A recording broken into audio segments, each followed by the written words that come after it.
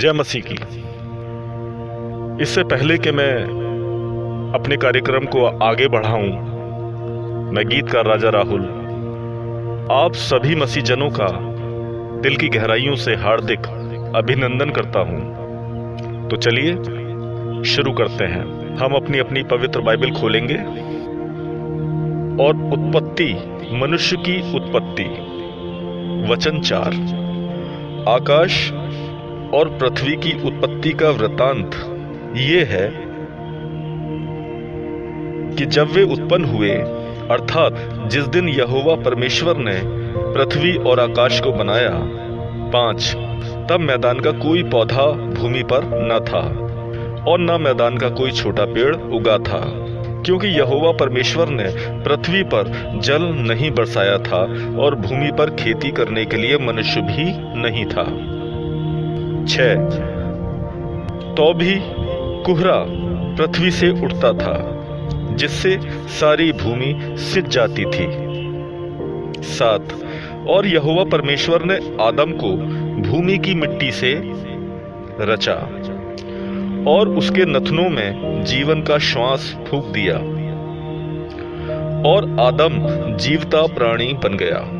8, और यहोवा परमेश्वर ने पूर्व की ओर अदन देश में एक वाटिका लगाई और वहां आदम को, जिसे उसने रचा था, रख दिया।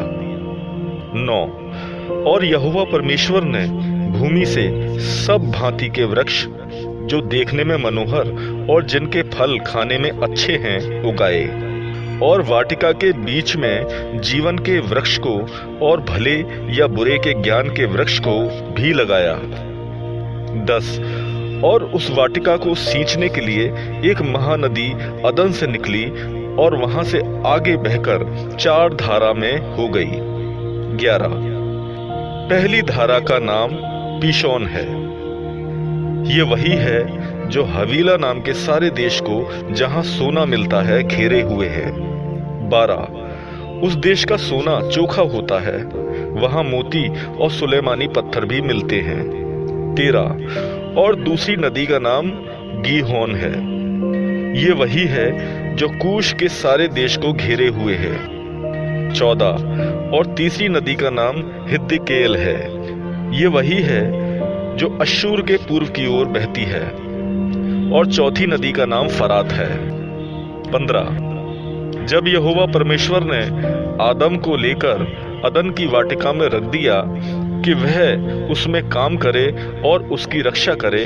16, तब यहोवा परमेश्वर ने आदम को ये आज्ञा दी कि तू वाटिका के सब वृक्षों का फल बिना खटके खा सकता है।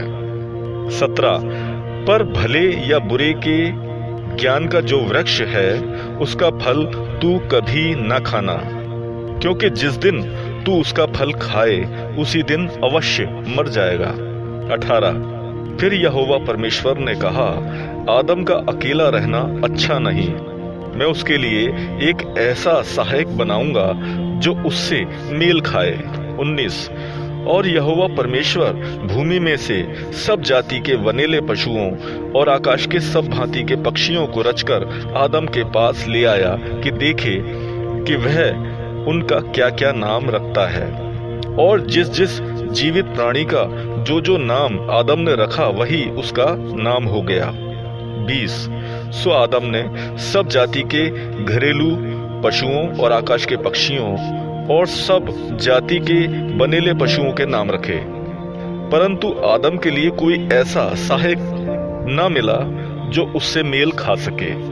21, तब यहोवा परमेश्वर ने आदम को भारी नींद में डाल दिया और जब वह सो गया तब उसने उसकी एक पसली निकालकर उसकी संति मांस भर दिया। 22, और यहोवा परमेश्वर ने उस पसली को जो उसने आदम में से निकाली थी स्त्री बना दिया और उसको आदम के पास ले आया। 23, और आदम ने कहा, अब ये मेरी हड्डियों में की हड्डी और मेरे मांस में का मांस है, सो इसका नाम नारी होगा, क्योंकि ये नर में से निकाली गई है। 24, इस कारण पुरुष अपने माता पिता को छोड़कर अपनी पत्नी से मिला रहेगा और वह एक ही तन बने रहेंगे। 25, और आदम और उसकी पत्नी दोनों नंगे थे, पर लजाते न थे। मनुष्य के पापी हो जाने का वर्णन।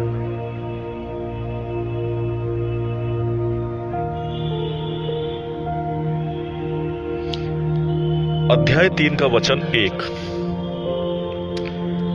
यहोवा परमेश्वर ने जितने बनेले पशु बनाए थे उन सब में सर्प धूर्त था, और उसने स्त्री से कहा, क्या सच है कि परमेश्वर ने कहा कि तुम इस वाटिका के किसी वृक्ष का फल ना खाना?